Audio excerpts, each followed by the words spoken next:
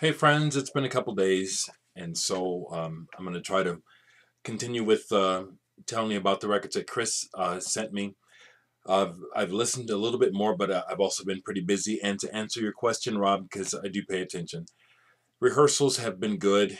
My gig Friday went well. I played a jazz gig with my brother Friday night. We got paid nicely, but it was a private gig, so literally only one person listened. I mean, for a minute there was some women that listened, but that's it's not the kind of gig that I like. My brother doesn't care. He just wants to get paid and play. He's playing for himself. So it was fun to play with my brother and Gary Foster on drums. I hate playing as the entertainment.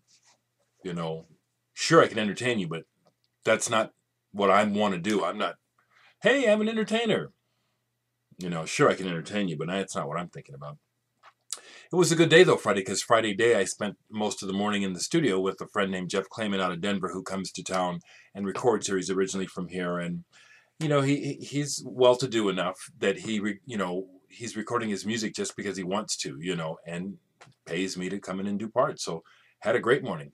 So with all that said, let me try to get back to these records that Astraltraveler68 sent, and I'm just slowly picking away at it because I've got other records that I bought that. But anyway, here we go. Cube. This is a group that I knew nothing about. It appears to be out of Italy. This is jazz based. Again, I just scratched the surface of this. It looks like some kind of either private press or something, or don't even see what the label is. I'll come back to that.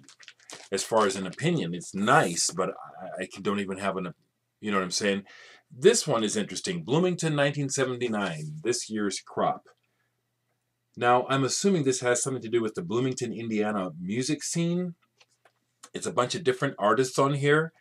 What I do notice is that one of the groups includes Lisa Germano on violin, and then Kenny Aronoff on drums, and another group, John Mellencamp's drummer. Kenny Aronoff is a great drummer, actually, as this record shows.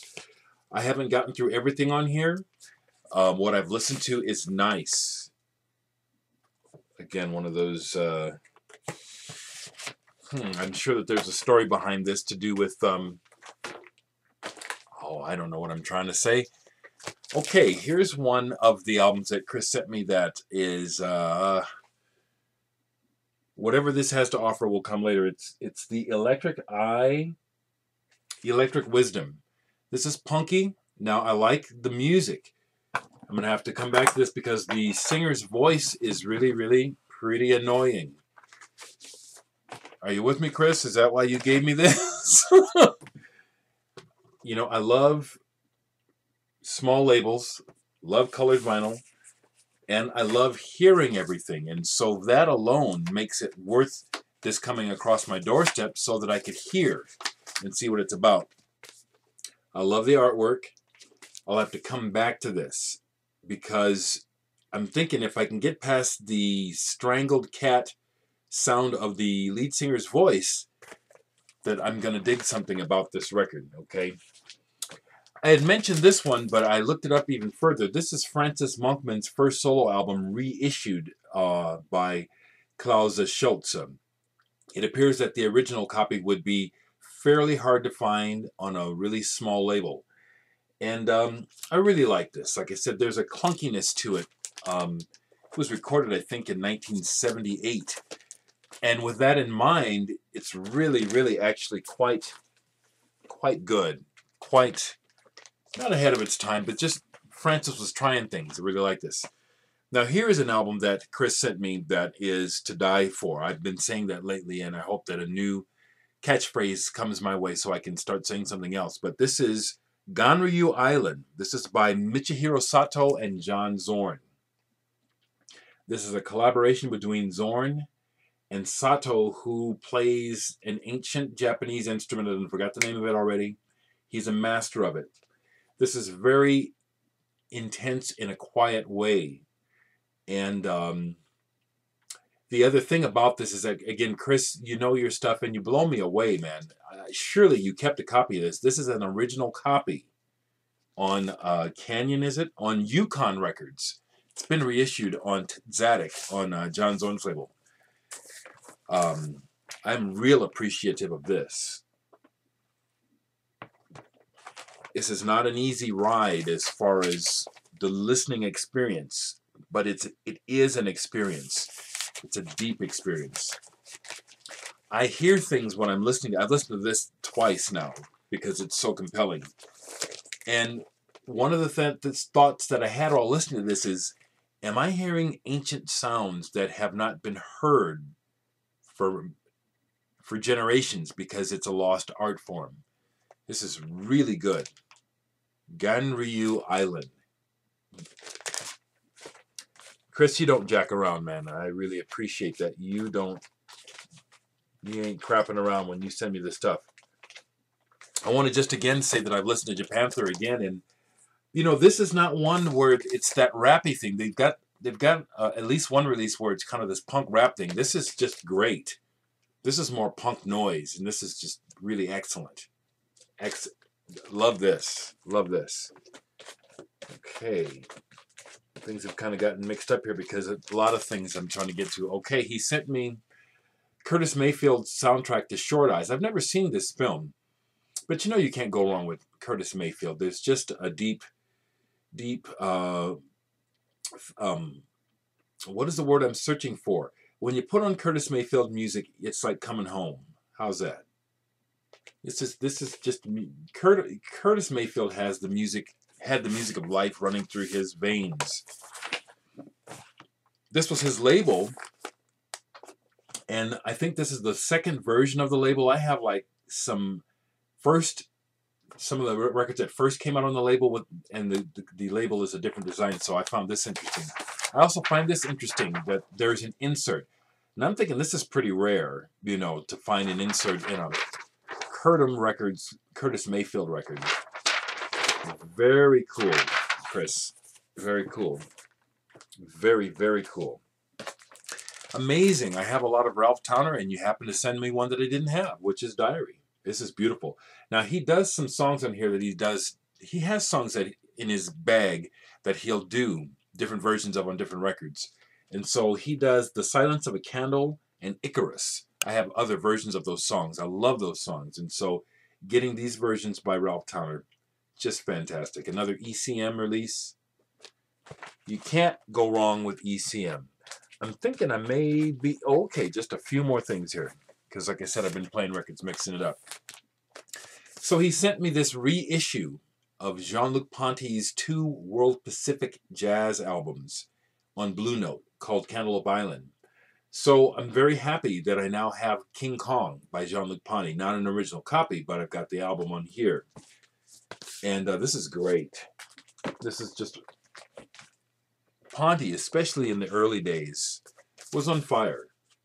This is a great, great double album. Really, really fine playing. The story on the inside tells you all about his early days and how he got his foot in the door of the jazz world. Thank you so much, Chris. One more re-mention. I had shown the Philo von Westernhagen and band in the first Chris video and saying this was kind of trite. Well, I finally got to side 2, and side 2 is where the treasures lie. Because this starts off, see, this is Lifestyle Records. It's an American label that tried to make a profit off of New Age and off of an emerging interest in synthesizer, calm music. So as a result, they have to look for the most commercially viable stuff.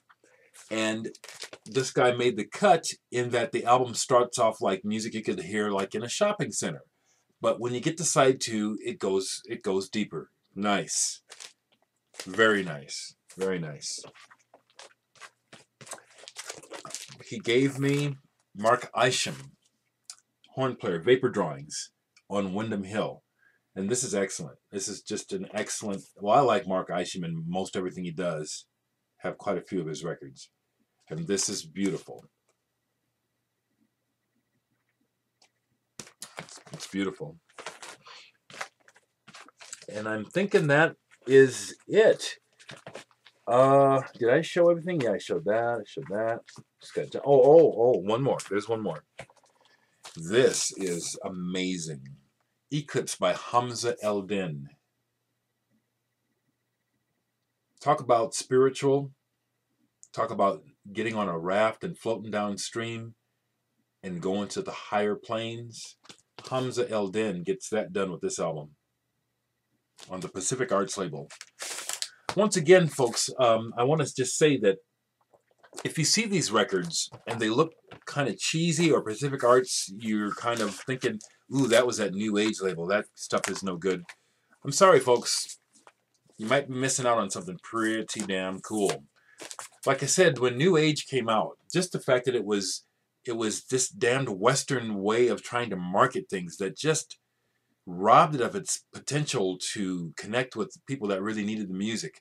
I really hated that about the marketization of spiritual, calming, even ambient music by giving it the term New Age. And I think it really, really tarnished some wonderful music that could still be vital to this day. And this was one of those labels. And this is not Treacly. This is Hamza Eldin showing you how to get back to the source. And I'm going to stop here because I've been listening to other music besides these that I like to share. But I hate how when I go past 15 minutes, it seems to take hours for the video to upload. And maybe it really doesn't. It just seems like that. I also want to say that, you know, right now, for me, this is a difficult time. Going into winter is my cycle. I cycle at the beginning of summer and the beginning of winter with my depression. And so I've been wanting to kind of hibernate and isolate and stuff. And so I'm getting through. But if I haven't been very funny lately, I think that's probably why. But I'm okay, you know. And there's just so many things I want to say. And that's kind of how I can tell that I'm not on top of my game, is because, you know, I'm struggling to remember things I'd like to share with you. So they'll just have to wait till next time. And everyone be well.